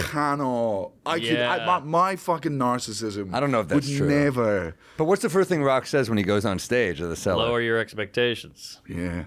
But he does also read off a thing and not do the big shtick, like the big act outs. Because it would be insincere to do that level of theatrics in a room as small as a Cellar. And doing new shit, new ideas. Yeah, we don't have the confidence for like the cadence yet, but yeah, he'll kind of almost do it deadpan. Yeah. Which is actually really fun to watch because you're like, oh, he's just letting the joke do all the work here. There's no performing really. But he's fun to watch work out for sure. He's one of my favorites to watch work out. Because you get the real idea. Yeah, oh man, I'd love to watch him do new. He's at the Cellar. I saw him the other night. Oh, nice. So he's around. Are you popping on this week? No, I might pop. I love the Cellar, and I've only ever been looked after there by like the staff. You should come by, dude. I got a show tonight. I feel like I don't know. It feels I always just feel like an imposter whenever I'm there. Come with us. Come with us. Nobody else has made me fucking feel that way, but just like. I've done gigs there. I've had great gigs there. The staff have invited me out to like the birthday parties and stuff. I've only ever been. I love the Cellar. Nothing but compliments. But yeah, it fucking intimidates me being there. I feel just because coming from Scotland and like growing up on like stand up, because the only stand up culture you hear about is stand up culture in America, because our scene just isn't as old. And like there was that first time when I was like, oh my God, I'm sat at the table, right? Like, which is like the thing. That's how we felt though when we were new there, right? Yeah. Remember how nervous we used to be? Of course. It's the only thing you hear about in the fucking podcast. It's like sitting at the table is a big deal. And the first time I sat there, it felt like amazing. And then I don't know, just every time I'm just like, I still just feel like I didn't earn my place in the Cellar because I did my career everywhere else. I think it's maybe part of that. You have funnier than half of them. Get over there. Like I'm allowed to pop up. I'm allowed to fucking pop up. You're a road dog. It's You're a real but I'm a European road dog. I'm not even like a real American. You go road everywhere, dog. dude. Yeah, You're here now. Yeah. And you've been doing it for fucking ever now. Yeah, fucking 18 goddamn years. Yeah. Damn. Look, I'll get a bag of blow. We'll all go to the Cellar. Now you've got my attention. Yeah, come by anytime. Are you guys up this week? I'm there tonight. I'm there tonight as I well. think I'm there every night, actually. Okay. Well, Text us. I'm there. Okay. Yeah, I think I'm there every night. Yeah. Popping in, yeah. You can just pop in and. Pop in. Yeah. You know Liz. Yeah. Yeah, we'll fucking do it up. Well, you're doing like an hour around town, right? Are you doing the I'm doing the Soho Playhouse? Oh, And hell where are you at with your new hour? How you feeling? Pretty good. I've been doing it for a bit. I was really happy with it for the first like 5 shows I did here, and then I've sort of like, I think, when you get to the point where you like, maybe you don't actually, but like you get to the point where you're like, that's the perfect way to tell that joke. I'm just going to tell it that way every time, which for me just makes me get bored of my material so fucking quickly. And which wasn't what I intended to do when I was here. So it just, it got to I had great shows all weekend, but I was like, you know, when you do a good show and you don't enjoy it, and you're like, right, well, there's something wrong with the material. Then it's good. There's still not a fucking ending to it. That's part of running into the ground. I think you just part of the process. Yeah. Yeah, but no matter, I'm a comedian. No matter how many times I learned that fucking lesson, doesn't mean I ever learned that goddamn lesson. Yeah. No, you tell it again and again, and then you start to hate it, and then you're like, I need a new bit. And hopefully something happens. Because, I hate, sometimes we're doing more sets than we are writing, you know? And that's where you get a little crazy. And that's also, when you got to live a little bit, too. Yeah. But we don't ever take I'm that also advice. doing like a bit of a fucking, not a narrative, but like it's a story kind of all the way through it. And then there's some days you're excited to tell the story, and then there's other days I'm just like, and this podcast kicked off the fucking story. My show is about the Russell Brand thing. Oh, wow. Because when the documentary came out, I was the only comedian that did the documentary. And when it all came out and people were like talking about me being the only one in the documentary, last time I was on this podcast and we were drunk, you mentioned Russell Brand, and I was like, there's some rumors about it, which I probably shouldn't say. Did you Hannibal Buress to his Cosby? Yeah. Wow. The white version. Yeah. So the black person did it first. Yeah. And Well, it's kind of like the comedy beef. Cat Williams started in the black world, and we brought it over here. Right. Whoa. So is he going to jail or what? Because I know he's due in court next year. Whoa. He's due in court next year because there's a bunch of, after the documentary came out, a lot more women felt the confidence to come forward because, you know, up until then they were just like, well, I guess it was just a lone incident. Right. Which is why he's now, you know, he's over here now, and because he needs a conspiracy theory audience. That's why he started being He started being very. He started being very anti-COVID and the masks and all that stuff. Not because he believed in it, but because he knew that if the mainstream media was going to accuse him of the things that he did, he needs a conspiracy theory audience who doesn't trust the mainstream media. Right. He used to be, when Russell started, he was a socialist. He was talking about the dangers of late-stage capitalism. He would speak about how dangerous Fox News was and how awful Sky News was, and the fact that Rupert Murdoch told him. He would talk about all this stuff. Spiritual, deeply against organised religion, all this stuff. Now, born-again Christian, at Charlie Kirk's funeral with Tucker Carlson selling crystals to fucking idiots. Wow. Because he doesn't believe any of the things he's saying. I bought some of those crystals. So I'm gonna back it off, but They work? How's your herpes? I feel stronger. I feel a lot stronger. I didn't know crystals span from the kooky, like, hipster lady to the right wing. It all comes around. It all comes around. The far right and the far left ain't that different. It's a horseshoe. You're right. But yeah, Both a lot sides of Bernie have the people went to grifters. Trump. Did they?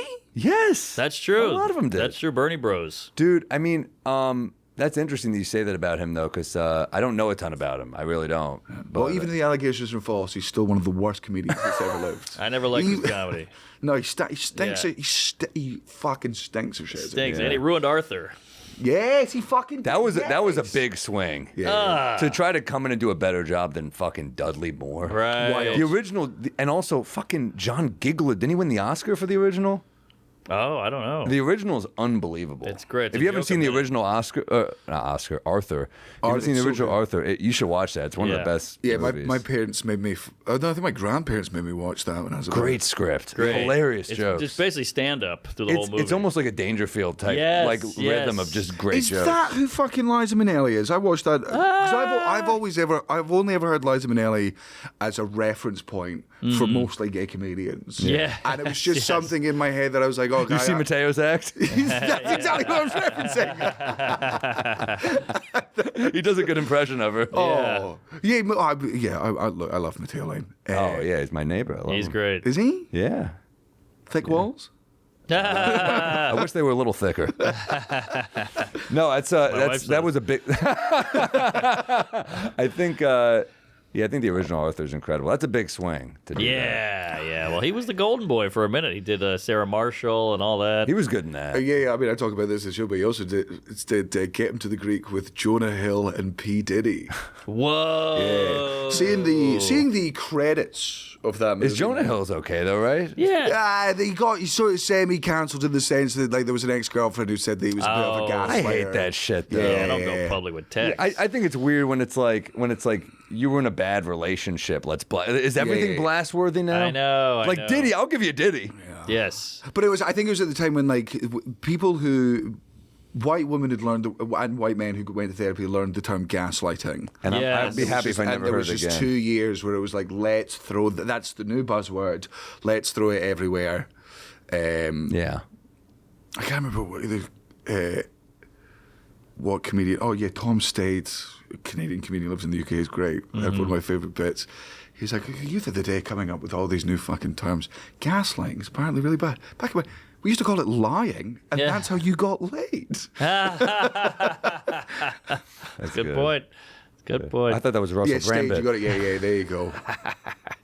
Damn. Oh, yeah. There's so many comedians out there. Yeah. I didn't know there was this pipeline between Canada and England. So many, and a lot of the fucking a lot of the comedians who I consider to be like the greats and the ones I certainly looked up to growing up was Tom Stade, Mike Wilmont, fucking Sean Collins, just fucking heaps. They just went. And they're still doing it. Catherine Ryan, Canadian, lives in the UK now. Yeah, she's big. Yeah, she's fucking huge now. Wow, I had no. Why you think you just go right down to the border, right down America? Yeah, but America's so hard to. Right, it's so hard to. But we have friends who came here, and also the immigration fees are insane. True. Like get a lawyer. It's crazy. Yeah, good point. Well, hey, shit. I thought I talked to a guy earlier. I thought he was gonna pop in, but I guess not. Oh yeah. Yeah, Russell Brand. Oh man, I'd love to. Yeah, do you guys know each other at all? No, I mean he knows who I am. I was the only person in the documentary, and there's absolutely zero way he didn't watch it. He was also the judge on comedy roast battles in the UK, when again. And every comedian in the UK knew about these rumours, and again, they were only just rumours, but we all knew the rumours.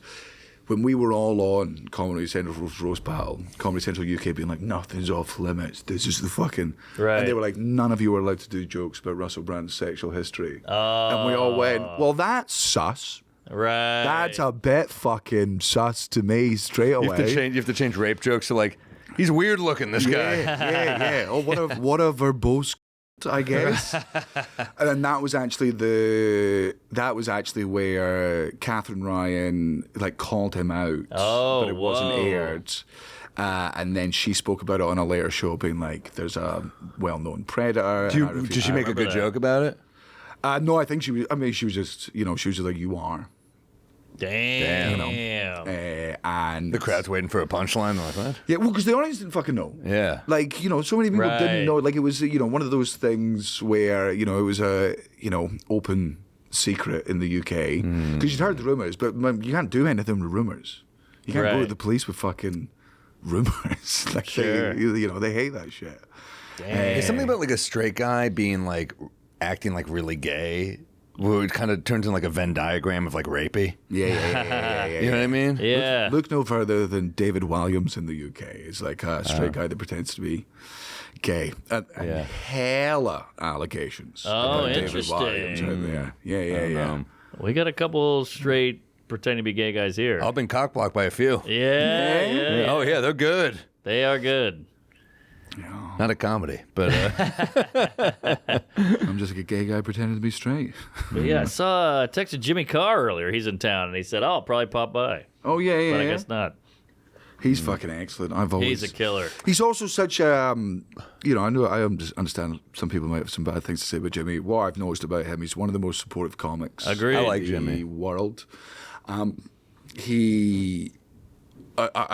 did 8 out of 10 Cats, which is a show in the UK for the first time, directly thanks to him. Like, I bumped into him at a gig when I was about 20 or 21. And I was like, oh my God, you're Jimmy Carr. He's like, oh yeah, I've heard about you, you're Daniel Sloss. And he watched me do a set, and like normally, obviously, your agent's books everything, and he just came up and he was like, "Do you want to do 8 or 10 cats in 2 weeks?" And I was like, "Are you fucking serious?" And then I was on it. Yeah, those shows are huge, right? The panel shows. Yeah. Wow, what a guy! I was such a young. Yeah, there I am. Look the at third that. one. Look at that long hair. It's the third one Whoa, along. That's me on crazy. the left. Let me zoom in on this. And the other one, yeah. That's me as a fucking, yeah. Wow, I look like Cobain or something. That's Yeah, wild. the fucking Bieber haircut, man. Holy Bieber, shit! yes. Yeah. Damn, you did. And- Yeah. That was. I mean, I've had many iterations. Yeah. I'm like the worst Pokemon. Like there's 3 stages. Look at that hair! Holy Wow. 3 stages of my evolution, and all are shite. Are you familiar with Hanson? The Yeah. band? Yes. Whoa, that's wild. Yeah, Carr, what a workhorse. I mean, this guy's writing a million jokes, hosting this shit on the road. He's got kids. He's on the road like a motherfucker. Crazy Yeah. schedule. Well, I mean, he had to be for a bit. He was a tax dodger. And Jimmy's open about this. Jimmy's been open about this in podcasts. I'm not. I would never dub Jimmy in anything. I love him. But in his show, he was like, the reason I do 2 shows is because when he dodged the tax probation, he's like, paying by the tax man. 1 show's for the tax man and 1's for me. Wow. That's how he does it. Yeah. And he is I think the hardest working man. How are you Probably. that successful? And you must have a good accountant. And I mean, is it a conscious choice to be like, "Fuck you, I'm not paying taxes"? Or what is it? Well, I mean, I have the actual. God, I don't know how much I can say on air. Lay it on me, fatty. Come on. So cut it the rumor is, the story is that he, it wasn't his decision to, like, he was given an accountant. And it was sort of told to him that, because look, his tax dodging was legal. It's nothing different that the billionaires do in this country where they keep all their money offshore. Yeah. It's just, like, his was all sort of technically above board. And it was suggested by somebody, let's just say somebody in his team had suggested it, said it, that it would be fine. And also Jimmy loves. Okay. No. But, yeah, you never know. Nah. And I think, look, he's paid it back all now. And he also had the funniest response, because when he was doing 8 out of 10 Cats, which is a week, like a topical news show, where they talk about the stuff in the week. They do the show the week that it all comes out about Jimmy, and he lets the other comedians fucking roast him, because he deserves to be roasted. He knows he did wrong. Sure. And he gets roasted for like 10, 15 minutes. And then John Richardson, great UK comedian, is like, all jokes aside, here's why what you did is fucking shit. Like, all poor people pay tax, and you didn't. And it's not the government will never take the money from the rich people. They'll only increase the taxes of the poorer people to make it worse. So you weren't stealing from the government; you were stealing from everyone else, which is a very, very good point. And Jimmy sits there and he takes it and he gets all the fucking abuse, and then he goes, I could sit up here and say that I'm sorry and point to all the efforts I've made with charity over the years and all the money that I've given to charities, but I don't think lying will help my case. Wow, that's great. Yeah, such a funny. Damn. Yeah. Damn, he kept it funny. Got to Yeah. keep it funny when you fuck up. Well, he's the consummate. He's the quickest, yeah. It's quick. Yeah. Wow. Well, Right. good for Jimmy. He I like paid Jimmy. his debt to society, and now he's back. And he loves money so much. Yeah. For me, I got to a certain point where I was like, once your house is paid off, how much realistically do you need to earn? Sure. Like, once the house is paid off, Kids are happy. Kids are happy. 2 cars. After that, I'm slowing down how much I work. I'm slowing down how much I tour, because Jimmy Carr? I've got no doubt he loves his kids.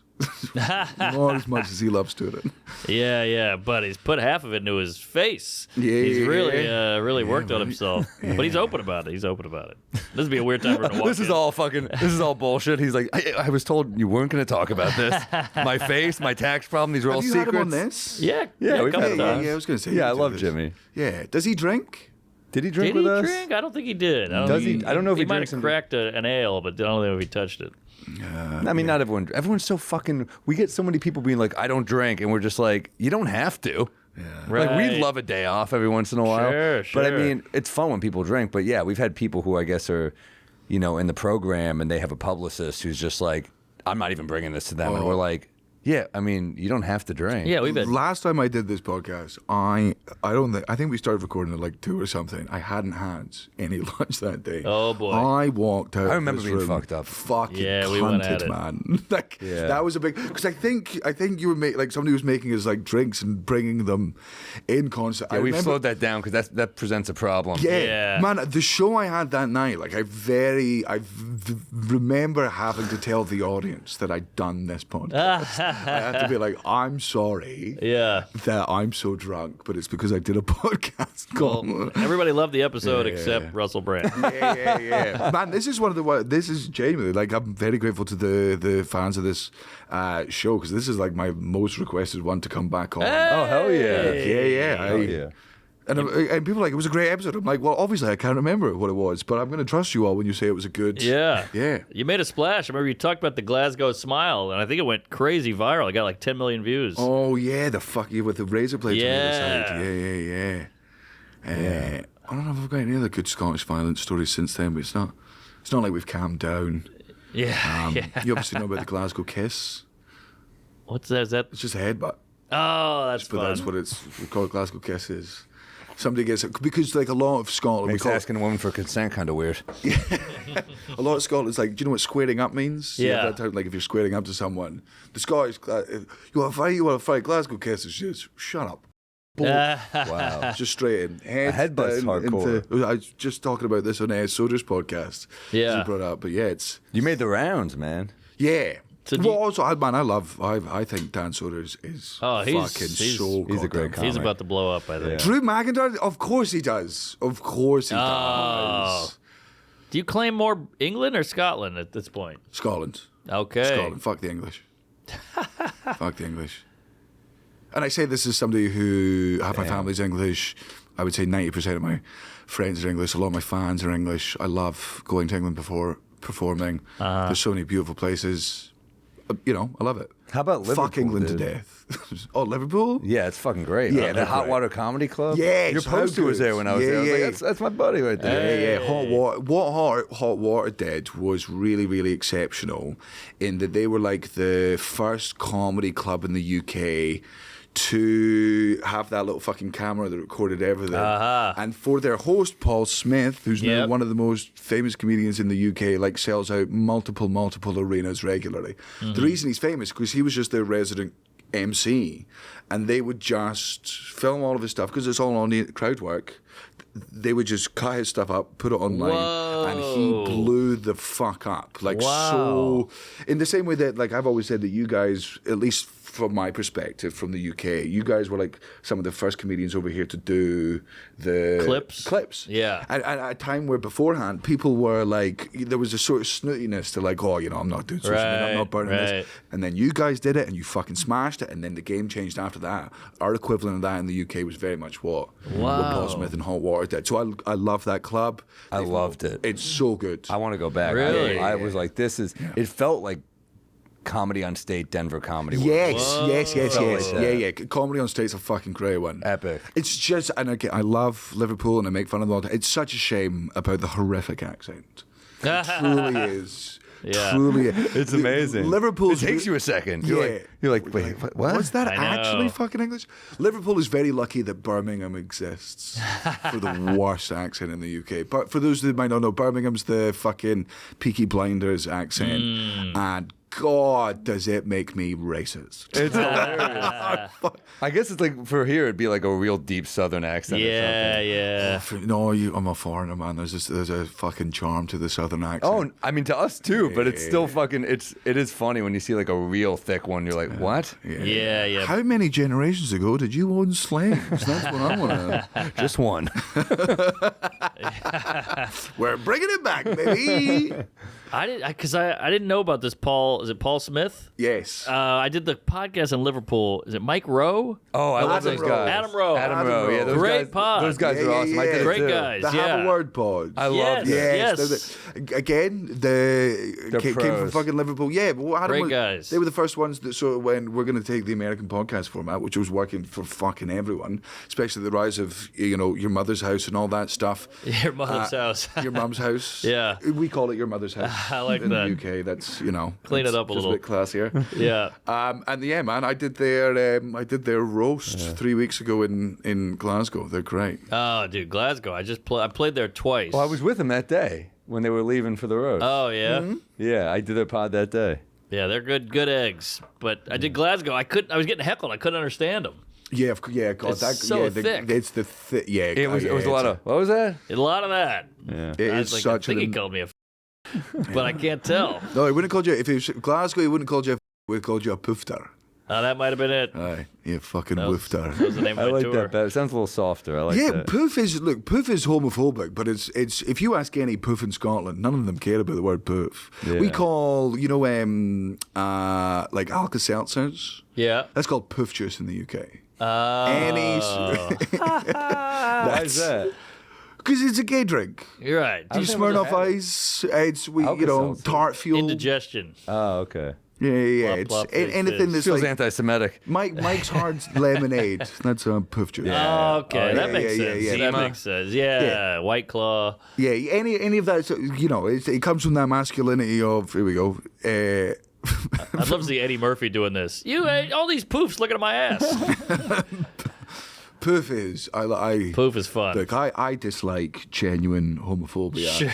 Unfortunately, homophobia. The original homophobes came out with some great slurs. Yeah. The original homophobes came out with some fucking banging. I agree. Yeah. Yeah, look, Arse Bandit. That's so funny. Pillow biter? That's A gold. poo pirate. Yeah, well, like, was their heart in the wrong place? Yes. Was the creative on point? Absolutely. Yes. I mean, the racist jokes, the old ones are very clever. How do you stop a black guy from raping a chick? Throw him a basketball. I mean, there's some thought in there. Batting for the other team. Fine. He's just yeah. like, Yeah, and he gets no credit, no love. Bean Queen Ooh. described Mexican homosexuals. Bean Queen. That's great. That's Bean awful. Queen. That's clever. Butterfly boy. Butterfly boy, effeminate man. That would be me. I would, yeah. Chaser. Okay. Cornhole. so you know the booze is hitting. Yeah. We're at the point of the pot we're just reading slurs. Pulled Dyke. Bull Oh, dagger. here's the other one. So Dyke is a street in Scotland, Oh. right? So that- it comes from Scotland. No, the word dyke means street. So I used to live around the corner from Back Dykes. Like Back Dykes is where I used to visit my friends to go and play. Right. They lived in the dykes. Well, Dyke here is like a port or it's like a I think it's spelled differently, though, isn't it? oh, is it? Okay. Also, I think I just saw foop as a homophobic slur there, which is just poof backwards. That's for the dyslexic. yeah. Foop. Well, yeah, what is I think Dyke here is two primary meanings. Lesbian, but also it is spelled different. Yeah. And the Cockney term for lesbian is a rusty. Ooh. Because rusty bike, dyke. So a couple of rusties. I love that. A couple leaps there, but yeah, it works. But that's what Cockney rhyming slang is. Apple and pears is stairs. It's, Right. It's the rhyming. It's a very stupid and frustrating thing that I'm glad is dying out. But there are some bangers in there. Yeah. Well, Guy Ritchie had a few of those in his Yes, movies. I mean, he it's all fucking- written all over your Chevy Chase. Yes. Yeah. Okay, well, geez. A What? hip hitter, great. Hey. Left-handed is so funny. Just left-handed. Nancy.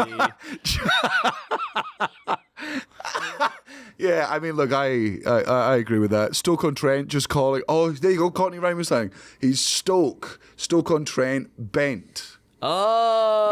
Yeah. Wow. So he's Stoke. Got it. Stoke That's the fun. Fires would be way too close to the etymology of. Right. Unfortunately. The bundle of sticks. Yeah. My friend Rhys Nicholson, great comedian, him and his partner, every year for Christmas, get a giant bundle of sticks, wrap Christmas lights around it and call it the Christmas.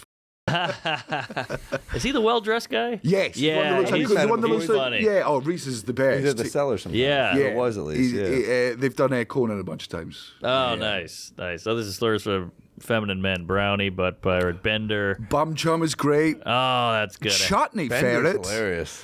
Chutney ferret. Bender's just what you just want to do to it. Yeah, right. Ponce, I remember Ponce pull about. Shirt lifter, great. Shirt lifter. Turd burglar. Turd Burglar's a fucking That is jam. brilliant. That's like a top 20 hit. Top It's 20, also that, top I mean 10. that's homophobic because it's so funny to assume that the reason gay men are fucking other men in the ass is because they want to steal your poo.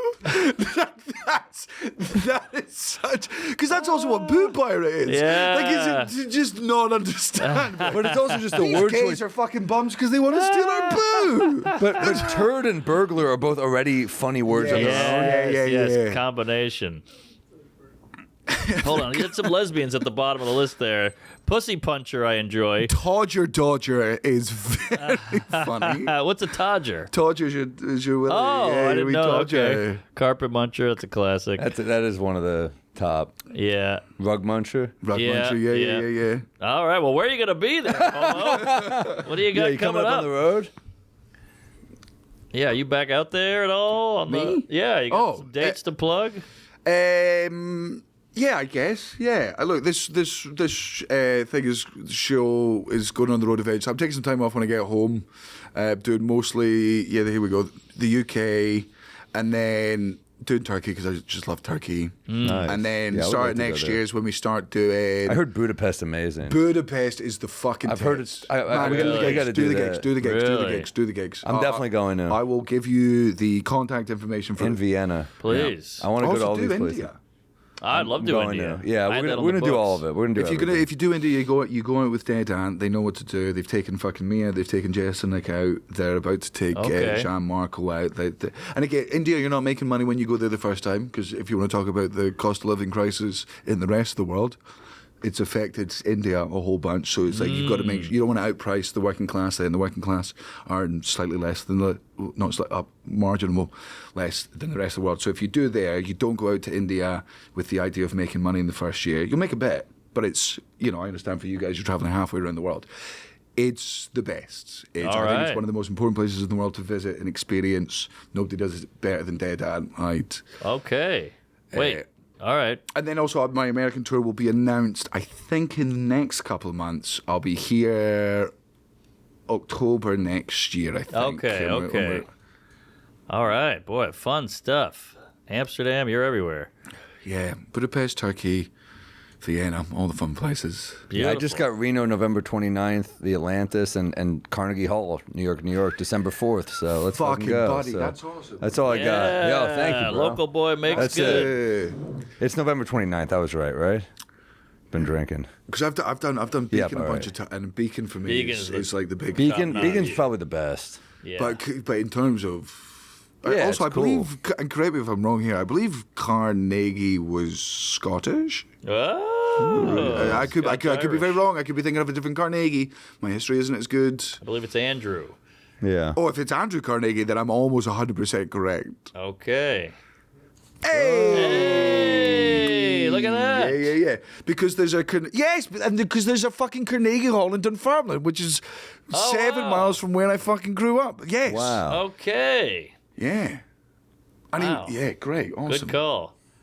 All right, hey, I'm all over the place. Mystic Lake Casino in Minneapolis, then Kansas City. Back to the clubs to build the new hour. Des Moines, Brea, California, and Grand Ronde, Oregon. Never heard of that. New Brunswick, San Antonio. We're all over Get the our place. fucking bodega cat on that menu, dude. New Brunswick. Yes. Any brand, you better be listening to us. You lied to us. You said you were serving it. Oh, I didn't know that. Get it. Tulsa, Arizona, Indianapolis. Say that. Go back to that Arizona one. Say that fucking city. Hold on. Ooh, I can't do it. Sahuarita? So, Sahuarita? That sounds right. Yeah. Nailed it. I think Probably that's- shouldn't have done a Mexican woman's voice, but Hey, you're a bean counter. What is it? a bean queen. That's a bean counter. You're It's a a bean great burglar. word for a lesbian. Yeah, bean couple of counter, bean right? He's counters. racking them up. Indiana, Buffalo, and we're way out in Portland. And, Especially if she's licking her we got finger it. before Lexington. turning. Yeah, exactly. Yes. You're going hard, dude. I gotta start booking my next meat year. I haven't done pita. shit. Yeah. All right. Thanks a lot. Check out Sloss on the road. Do all his stuff. You got a pod? Yeah, we've taken a big hiatus. Okay. Yeah. Because it was called Sloss and Humphries on the road, and then I stopped being on the road. All right. Well, happy Thanksgiving. Get some Bodega Cat. It's perfect for the family. You're going to need it with your drunk uncle. Hang out with the fam. Get some turkey. Have a great Thanksgiving, and we're grateful for you. We're thankful for you guys. So thanks for listening, guys. Sorry, All right. Native Americans. Sunday's the day for my next offender. A bit of Peter Wreck, you know the beer juice close. I've had a little too much bourbon, and Norman's talking shit about the fucking Pope. And I get down in the same